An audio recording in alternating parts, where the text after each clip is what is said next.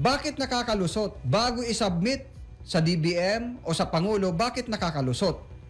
Eh nandyan naman ang Undersecretary for Planning at Integrated Management System na siyang nagmo-monitor niyan bago isubmit. Ha? Oh. Yung budget na yan, bakit nakakalusot? Ha? Eto.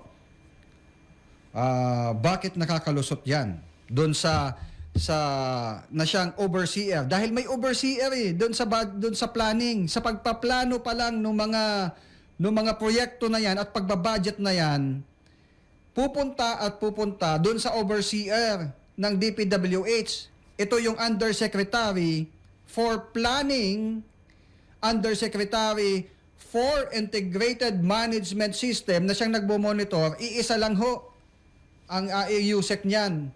Matagal nang USEC yan. Panahon pa ni Pinoy, USEC for Planning na yan. Sila yung planning. Sila yung nagpaplano para sa mga iba't ibang proyekto ng nasyonal na pamahalaan at tumatanggap ng mga proyekto, mga